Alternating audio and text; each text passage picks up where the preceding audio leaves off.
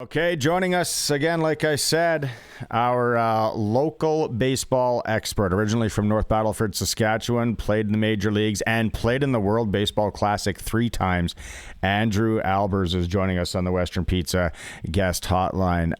Andrew, the World Baseball Classic is here. There is a lot of hype, I feel, around this year's event. Are you feeling that as a baseball guy? I know you're still training kids and all that. Or is there a little more hype this year, do you feel? It's hard to say. I guess my role in it has changed a little bit. I certainly got excited about it a little bit more as a player when I was getting to go play in them. So it's hard to tell. You certainly hear people talking about it, and I know in our office at work there at Going Yard, we're excited to see it and excited to watch it. And the event's just become so great because so many great ball players have started participating in it, and it really has become a showcase of world talent. So it's a lot of fun to watch, and I certainly enjoy it. When you go back to your 3 events, were they all pretty similar, or did the games at the events, did they evolve through the years as well, or was it all pretty much the same? I think there's ebbs and flows. I mean, for us, especially in Canada, it kind of depends on who you can get out in a given year. There's always contract situations or guys coming off of years where they want to make sure that they're in camp and things like that. And so you just never quite know who you're going to get or if they're coming off injuries and whatnot. And certainly for me, I know in 13 we had a pretty good club. We were a couple outs away from advancing. Unfortunately, weren't able to get it done. And then in 17, we were maybe a little bit weaker. We didn't have some of the guys that we would have liked to have had, and didn't put up as good of a showing as we would have liked. And then in 23, same thing. We had a good team there, and you could kind of see the change in the guard going a little bit younger, and I think you see that in this group this year. And so at least for Canada, you never know. The games themselves are a lot of fun. Again, people take them seriously. They take great pride in representing various countries that they have affiliations with. And once you get on there, especially in the game of baseball, one game can go any way. So it's a high pressure tournament, something you don't get a lot of baseball because there's, obviously a long season and then 7-game series so often. And so it's a little bit of a different feel that way when you get into the international baseball, but nothing better than putting Canada across your chest and going out to compete against the best in the world. You talk about that pressure and the 1-game showdowns and all that. It must be difficult because it is so early in the season. Like, this is spring training time, and not that I'm sure spring training can be rigorous and have its own battles as well, but we're so early here. Is it hard to get the juices and the competitive flow going when it's so early in the year? Yeah, I wouldn't say it's hard to get the juices going. You're not quite where you'd want to be necessarily. You're not mid-season form yet for a lot of those guys, especially some of the veterans who know how long of a season it is, and we're kind of guaranteed roster spots going into spring. They're not quite in mid-season form yet. But at the same time, once you're going out and competing, it's everything you got on any given day. And there's no problem getting up for those games. There's no problem getting the competitive juices flowing. You're just maybe not quite as sharp or as locked in as you would like to be if you're kind of mid-season or looking at that postseason kind of deal. When in your 3 events, was there ever one that, maybe you were kind of battling an injury or there was something going on that you were like, well, I need to think about it? Or were you 1,000% in every time you got that call? I was pretty fortunate that way. I was always in a position where my affiliated club would let me go play, and always felt healthy going into spring. Obviously, in 2023, I didn't have an affiliate there, so it was kind of still coming off. Wasn't sure if I was going to be able to play anymore or not as far as affiliated ball goes, and unfortunately, that didn't work out. But in 13 and 17, 13 I was with the Twins, still in the minors, was really kind of an afterthought as far as the big league club or anything like that. And then also in 17, I was over with the Braves, and they let me go as well. So they were easy decisions for me. I was never kind of trying to make a team at a camp. Knew I wasn't in the running for that going into big league camp and things like that. So for me, I've always relished the opportunity to play for Canada. And whenever Greg Hamilton's given me the call, if I've been able to, I've always suited up. They've been some of the best memories I've had in my career, and it was always a lot of fun. You talk about this year's team. Maybe they're going a little bit younger. Have you looked at the roster? Do you know any names? Can you shed any light on that for us? Yeah, know most of the guys. A lot of the guys I've played with. You're starting to see a little bit of a transfer into some youth. unfortunately, you don't have kind of the big superstar names that we've had in the past. Guys like Justin Morneau and Joey Votto. Obviously, not having Freddie Freeman this year doesn't help. Those are some big names that aren't on the roster. But at the same time, you look at the youth that's coming up, and it's pretty exciting. I mean, you got Josh Naylor there and Bo Naylor, and then you got young guys like Denzel Clark and Owen Casey that are really, really exciting players. There's just a lot of depth to this team that sometimes I feel like we've lacked on the Canadian roster, where these are all big league caliber players. They're all guys pretty much that have had some time in the big leagues.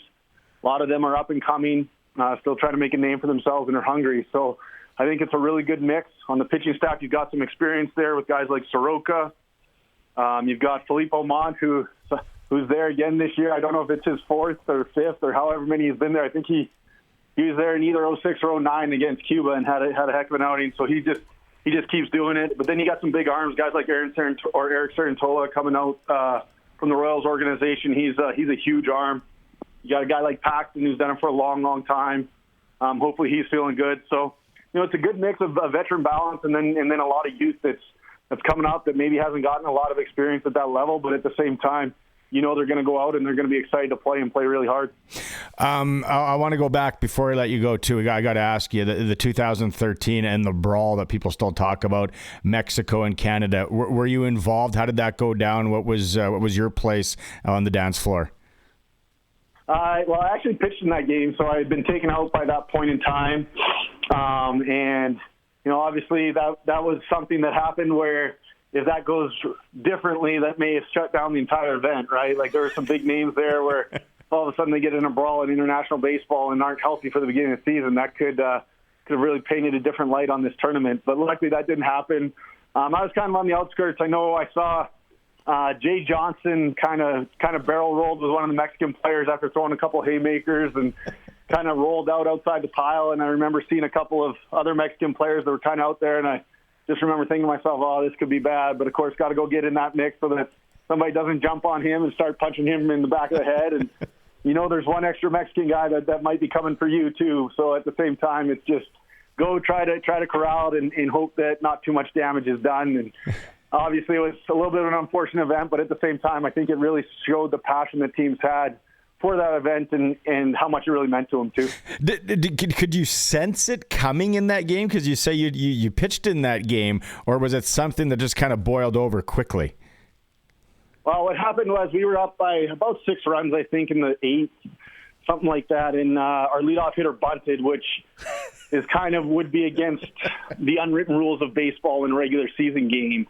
Unfortunately, like 4 years before that, and they had these pre-tournament meetings with all the coaches where they talk about the tiebreaker rules and runs matter. So any run you can score is a big run. Yeah. And so they were playing deep on the infield, and our catcher bunted because 4 years ago Canada had actually lost out from advancing on a tiebreaker runs for and against.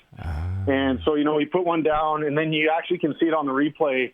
The third baseman kind of picks up the ball, and he points to his hip, telling the pitcher basically to plunk the next guy. Next guy's Rene Tassoni, steps up, and honestly, if they hit him on the first pitch, there's probably no brawl. But they throw at him once, and they miss him. They throw at him again, and they miss him. Then there's warnings issued to both benches. And so it's like, okay, you think it's kind of the end of it. But then they threw at him a third time and finally hit him. And it was like, okay, well, that's a little bit too much. So benches cleared. And there wasn't too much going on until our bullpen got in. And we had a couple characters in that bullpen and then on the team that are a little bit excitable. And then things kind of got going. And that's where you see some of the better highlights, I guess. Some of the, I think Tyson Gillies jersey the guy, and Jay Johnson was throwing haymakers, and there was all of a sudden a lot more than just a little pushing and shoving going on. Oh man, yeah, it's epic footage to watch for sure. And then lastly, Andrew Albers, the odds changed. I think Japan was hot out of the gate, but now the Americans are the front runners. Dominican and Japan next, Venezuela, Puerto Rico, Mexico, then Canada as far as odds go. The Americans, do you agree with that? Are they the team to beat going into this? It's interesting. I'd say they're the most talented team, and if this was played 3 months later, then I think they'd be the favorites. The Japanese teams generally start their spring about a month ahead of time, so they started in early February. So they're a little bit more in that mid-season form. And that's shown, I think. I think they've won 3 out of the WBCs, 3 out of the 5. So I mean, that's kind of proof. And also how they play the game. They're an incredibly unselfish group. They're going to do whatever they can, to scratch runs across or play defense or play the small ball.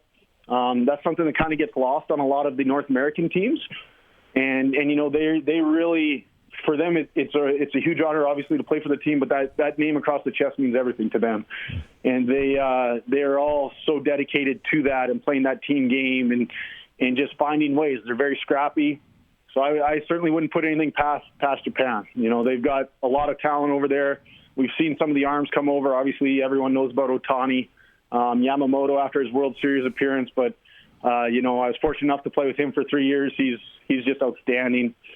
And then, obviously, a lot of talent over there. So should be a good matchup. The Dominican, they're another team on paper that is as good as anybody. Those guys are incredibly talented. I think we saw that. I think it was 17 that they won it.